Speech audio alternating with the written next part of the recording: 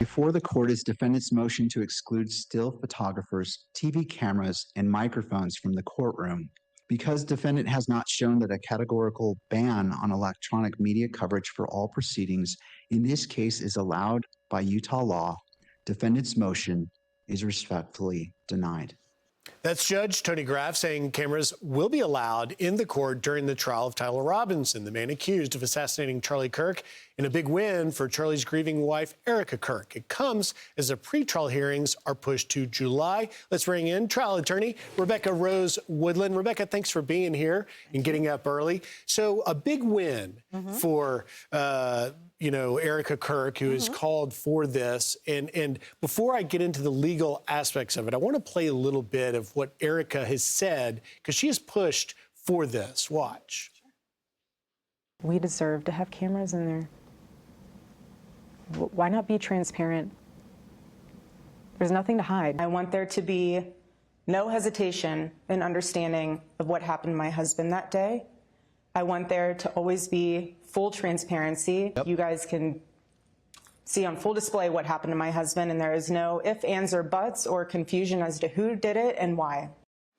But Rebecca, the defense argued that having cameras in the courtroom would create bias and prejudice the jury pool. What do you say? I say the judge was right here.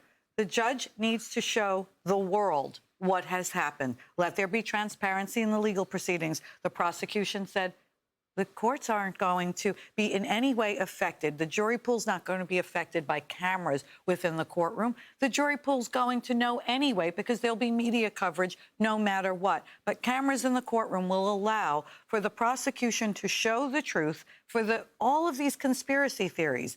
We have so many that don't really make any sense.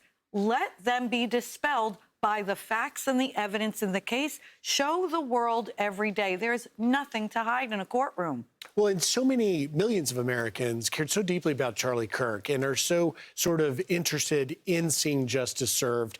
And I was talking in the last segment about having covered a lot of high-profile cases. It really is different being able to see all of the proceeding and to take the viewer inside that courtroom. Talk to me about your thoughts on that. So I litigate every day, right? I'm in a courtroom every day, no matter it's on trial or with proceedings pre-trial.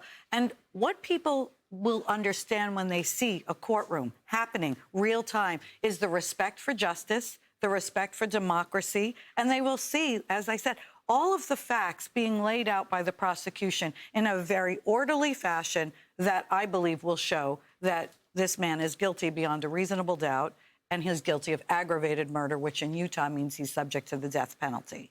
So the defense did have a few victories here because they were pushing for some delays. Explain to us what that means. So the defense wanted some delays, saying they wanted to hold off the beginning of the trial because they felt the prosecution hadn't given them enough information regarding the DNA evidence. The prosecution is alleging that there's DNA evidence that was found on various items, clothing, the rifle, different things.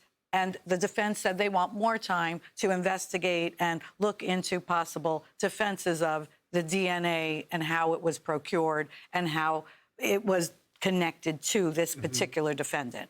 Okay, so the judge said, sure, take a little more time, because eventually we're going to hear the same thing. The DNA connects to this defendant. This defendant was the killer. We're going to eventually get there, and the entire country is going to be able to watch it, which you say is a good thing. I think it's amazing. Rebecca Rose Woodland, thank you for being here today. Thank you. All right.